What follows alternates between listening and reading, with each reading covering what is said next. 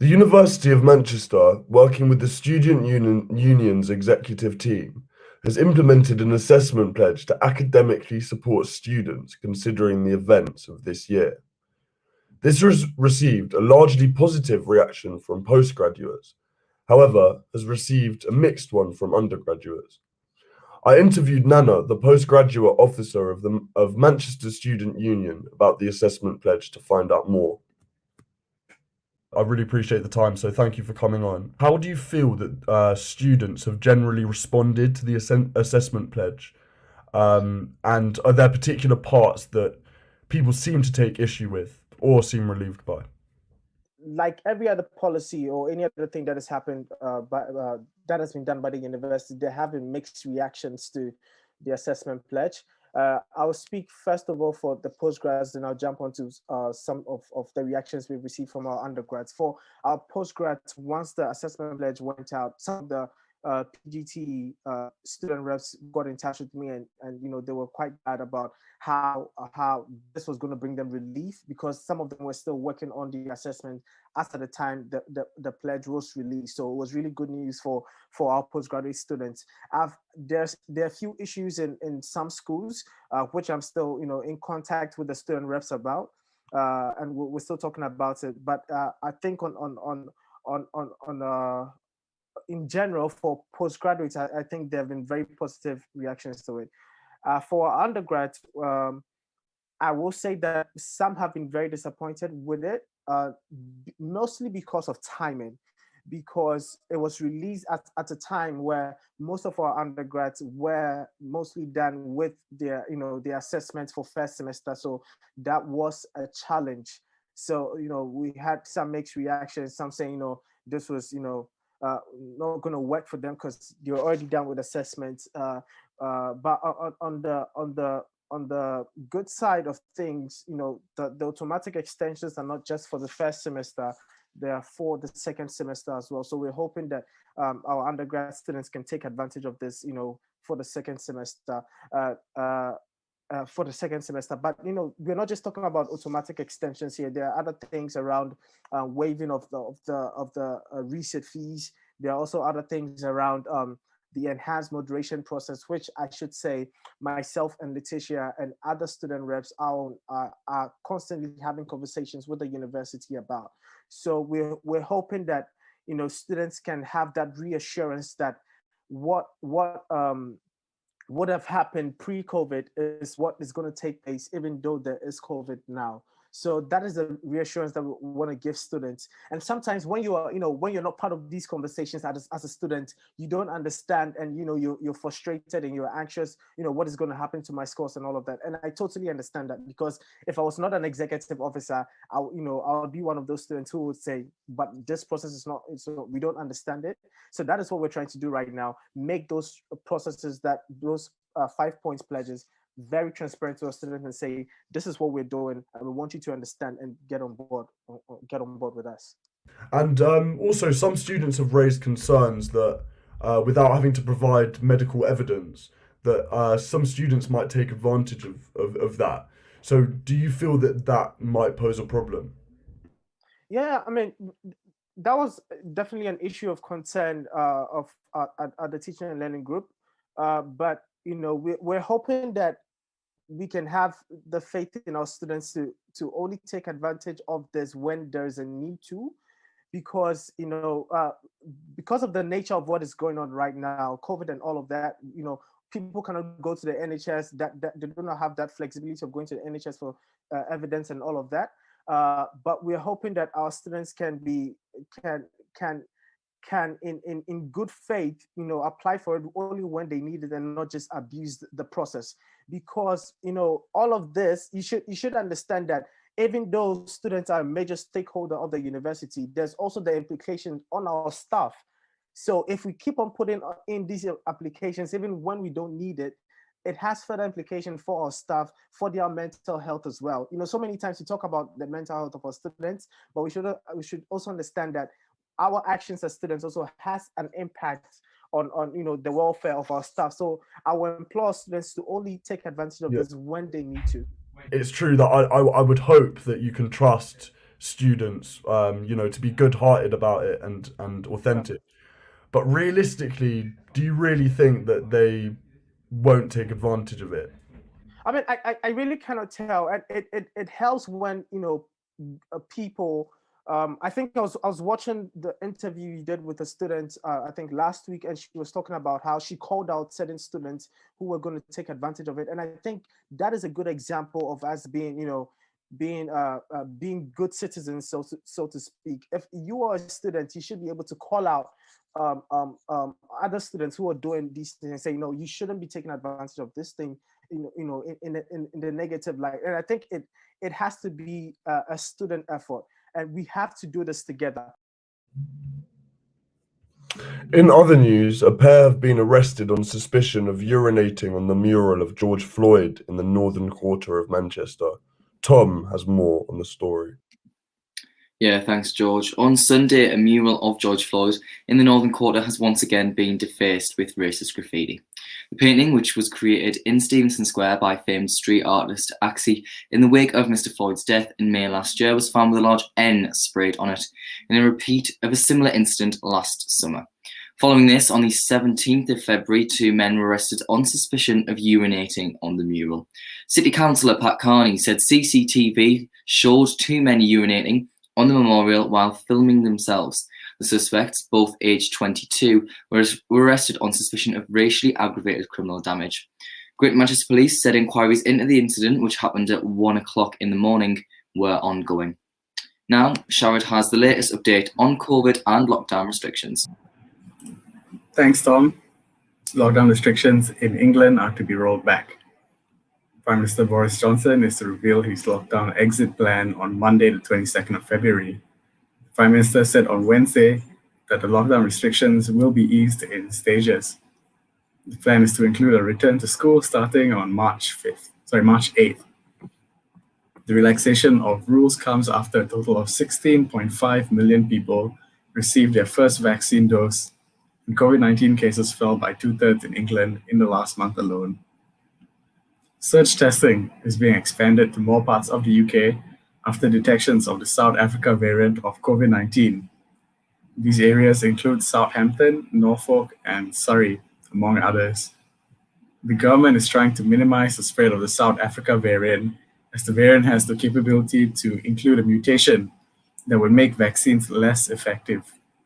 The government hopes that the combination of vaccines, additional tests, and quarantine at hotels for international arrivals will help steer the UK out of lockdown. The government has established a new hardship fund for university students. Chloe has more on this story. This Monday, the General Secretary Kwame has announced that the SU have successfully secured a £50,000 grant from the university to resource their emergency loan service. This SU service is open to all students and provides up to £100 payable loan to students who need some funds to cater for an emergency need. The loan applications are processed within 24 to 48 hours, and students can pay back the amount with no interest by an agreed date. If you're a student with urgent money troubles, contact the SU Advice Service on 0161 275 2952 or advice.su@manchester.ac.uk. Alongside the emergency loans from the SU, students who are experiencing financial hardship, either as a result of the COVID-19 crisis or otherwise, can also apply for larger, non-repayable grants through the university's Living Cost Support Fund. On the 2nd of February, the government announced a new £50 million hardship funding for universities to support students struggling with financial difficulties due to the pandemic. This, alongside the £20 million announced by the government in December, makes the total contribution £70 million this financial year. The Office for Students has been responsible for distributing this money directly to universities. This funding will aim to aid universities in helping students impacted by the pandemic. For instance, those dealing with employment loss, those facing additional accommodation costs, and those with extra costs for access to online teaching.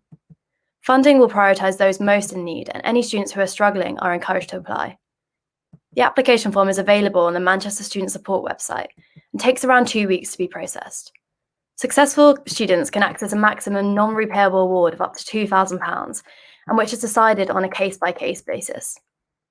Financial hardship refers to students struggling to cover essential day-to-day living costs.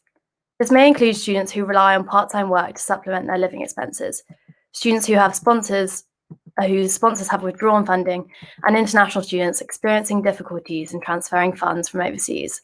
This fund does not, however, extend to providing support with the cost of tuition fees.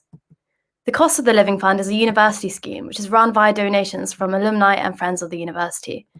This is open to all students all year round. Now here's Anurag with the latest international news. I'm Anurag Sharma and you're watching Fuse News. It's been almost 4 months for Indian farmers to be on protest against the newly passed Farm Bill by the Indian government. During this protest, more than 70 farmers have lost their lives and thousands of farmers have got injured by the violent action of Indian troops. To know more about this ongoing protest in India, watch our report. In India, there's a massive farmer protest going on. Since November, farmers are on the roads of the border around the national capital of Delhi as troops of Delhi police and paramilitary forces are not allowing farmers to enter Delhi following the orders of the central government. In the latest development on Thursday, Farmer Union have halted various trains throughout the country. They announced doing this as a sign of protest a few days ago. In 2020, the Modi government presented a new farm bill, and as the government is having the majority in lower and upper houses of parliament, the bill got passed and becomes a new farm law under which the priority has been given to private industrialists to buy directly from the farmers on their desired rates. After which farmers became insecure that the involvement of the government will be revoked by the time and MSP, which is the minimum selling price, will be withdrawn. Since then, various farmer unions decided to protest outside parliament, but they were not allowed to enter the national capital of Delhi. Hence, they decided to stay on the roads bordering Delhi for an indefinite period of time. During the initial phase of the protest, government and security forces handled all these things very violently and with robustness. To stop farmers from protesting, security forces used water cannons, fired tear gas shells, and also did lathi charges on various occasions. But farmers stood on their call and they decided to stay there only on roads. Since then, they are getting food material and all the essentials from various organizations in the form of donations. 26th of January, which is being celebrated as the Republic Day of India, farmers decided to do a tractor parade in Delhi. They sought permission from Delhi police to organize this parade on Republic Day. After all the formalities and inspection, police gave them permission with a route plan to be followed by the farmers. But on 26th of January, India witnessed something very violent which have never been observed since the Indian independence. A group of farmers broke the route plan and rushed on the roads of the national capital. Few of them tried to do stunts by tractors on Delhi road and also tried to run over the tractors over police officials. After breaking so many barricades, they reached the iconic and historic monument of India, Red Fort, where they managed to reach the top and they hosted their flag next to the Indian national flag. Later, the Farmer Union denied all the allegation and said that it was a propaganda by the Indian government to defame the farmers. Also said that BJP sent their party workers in the crowd of lakhs of farmers who were protesting, and those BJP workers tried to do all these things just to defame farmers. After this incident, government ordered to build a concrete border wall fencing around the area where farmers are protesting now.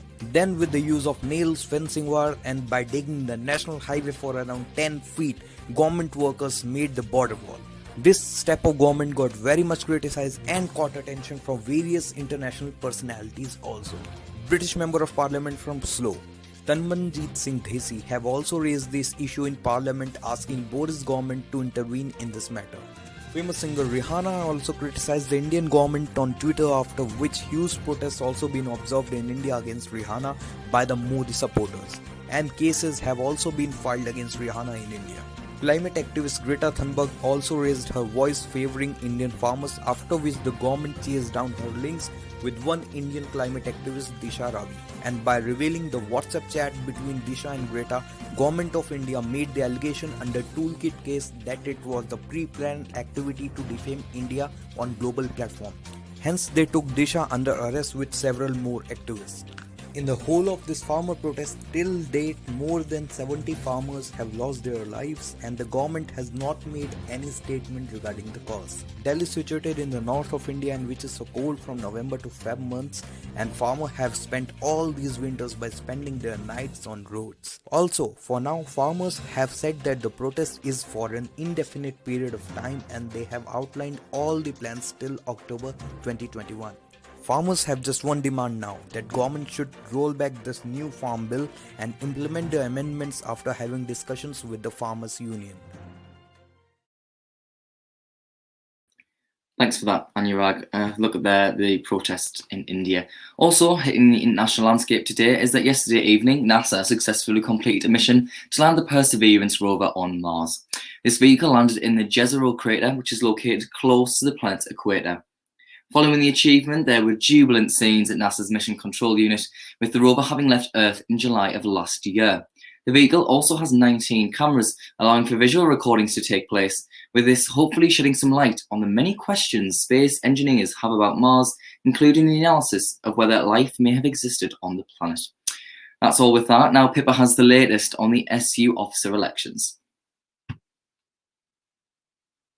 In other student union news, nominations for the 60th SU officer elections close on Sunday the 21st of February. The exec officer roles are full-time, year-long positions where you will earn £19,944 to learn new skills, hold the university to account, campaign on key issues and represent the voices of students at UOM. Students can also run for part-time officer roles which can be held alongside if you're passionate about making change in the university or know a student who you think would be a great officer. You can access the nomination form and more information at manchesterstudentsunion.com/elections. And finally, this February, the UK is celebrating the LGBTQ and History Month. As part of the celebrations, the SU has hosted a range of talks, watch-alongs and other events. To mark the final week of February, the Students' Union is hosting a My God, I'm Queer watch party tonight from 6:30 p.m. via Zoom. My God, I'm Queer is a film which explores the question, can you be Muslim and gay? Directed by Matt Mahmood Ogston, founder of the Naz and Matt Foundation. For info on how to join the Zoom, visit the SU website. That's all from us this week at Fuse News at the University of Manchester. Tune in next Friday for our weekly news update.